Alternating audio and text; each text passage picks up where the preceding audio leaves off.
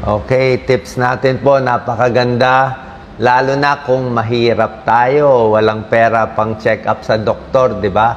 May mga sakit, makakatulong ang sukang puti, di ba? Pero siyempre, kung may budget tayo, pa-check up tayo sa doktor, merong mga gamutan. Itong sukang puti, alternative lang, home remedy lang, kung walang budget, or pwede rin to idagdag na home remedy. Ginamit na to for thousands of years. Marami siyang tulong sa blood sugar, sa diabetes, pampapayat, minsan sa cholesterol, may tulong din to. At sa balat, meron din mga infection sa balat, matutulungan. Tignan natin ha.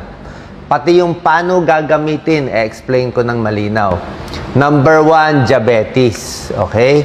Siyempre kung may diabetes, pa-check kayo sa endocrinologist, may gamot kayo sa doktor nyo, tuloy nyo lang yon. Pero yung pipili kayo ng condiment, imbis na toyo, imbis na pati, sukang puti na lang. Or kahit ibang suka, basta suka siya, acetic acid siya, may isang pag-aaral, ginamit yung sukang puti, 2 teaspoons, 2 kutsaritang suka, nilagay sa isang basong tubig, ininom bago kumain. Nakita nila, pag ininom to ng tao, mas hindi tumaas ang blood sugar niya.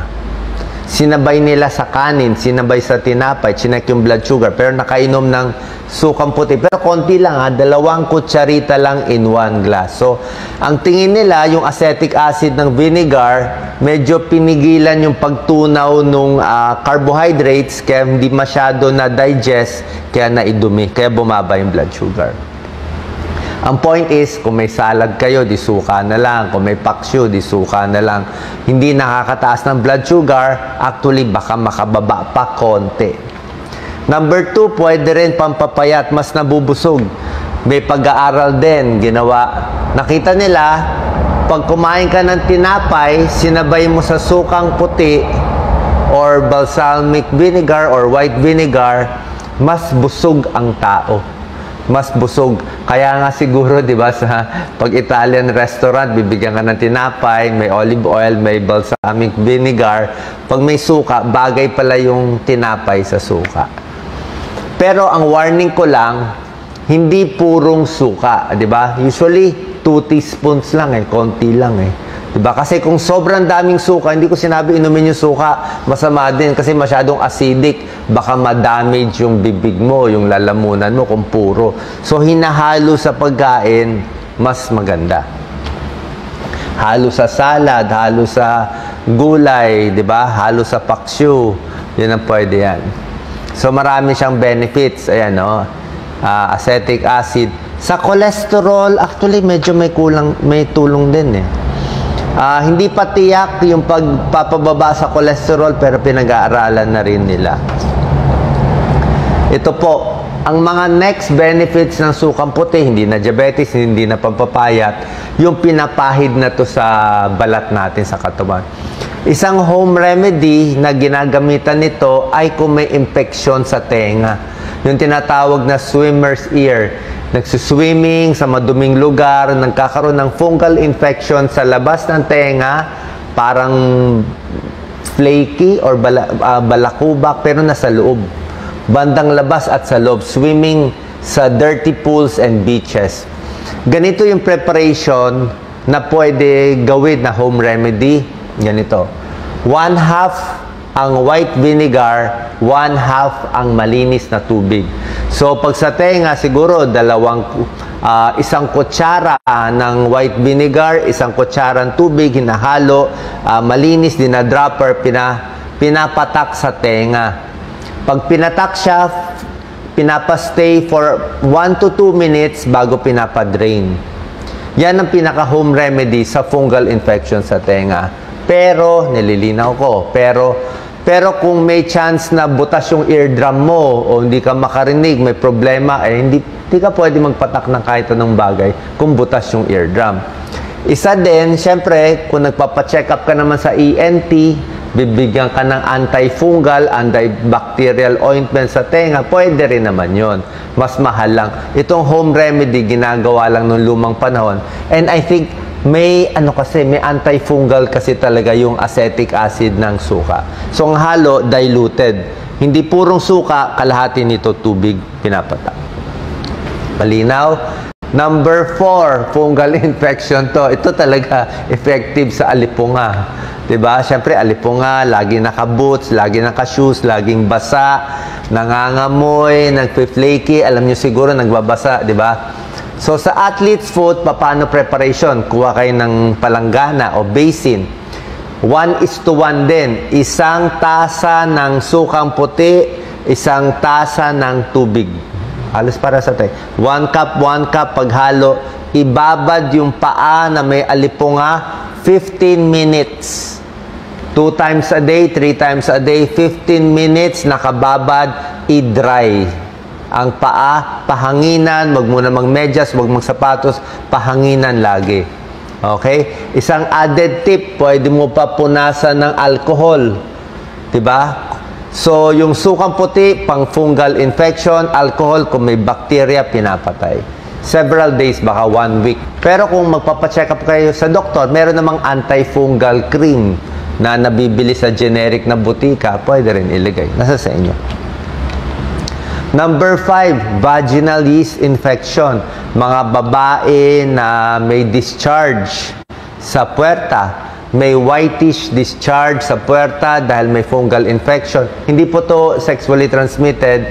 Baka masyadong kulob, masikip yung panty, naka-panty liner, nagbabasa, nagmo-moist, nagkaroon ng fungal infection at may discharge yung mga babae. Siyempre, maganda magpa-check sa OB. Meron kayong vaginal suppository na binibigay. Pero kung gustong home remedy nung lumang panahon, pwede rin gawin ngayon. Tingnan niyo preparation na, malabnaw to, malabnaw. Sa 2 basong tubig na maligamgam, 1 kutsara lang. 2 glasses of warm water, 1 kutsara lang, malabnaw, ng sukang puti. Yan ang pang-douche. Ano ba, Doc Lisa, douche sa Tagalog?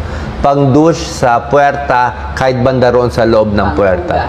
Panghugas hanggang sa loob, pwede gawin ng a few days lang para lang mabawasan yung pangangati at parang umiinit doon sa loob ng puwerta. Pwede rin gamitin itong may suka na mild lang, 1 tablespoon and 2 glasses, ini-spray sa labas ng puwerta para mabawasan yung fungal infection. Pero ang gamit nito, mga 1 week lang.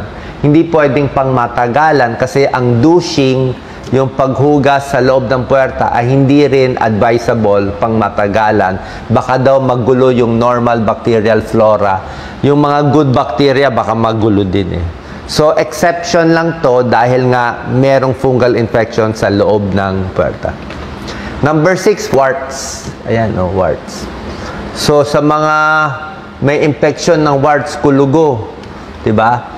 So, ang ginagawa naman dito, kailangan matapang. Okay? Kasi infected siya.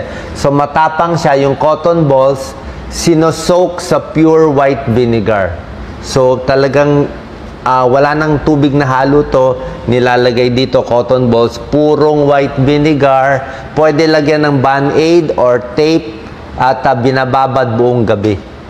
Usually, matagal. Mga 2 weeks.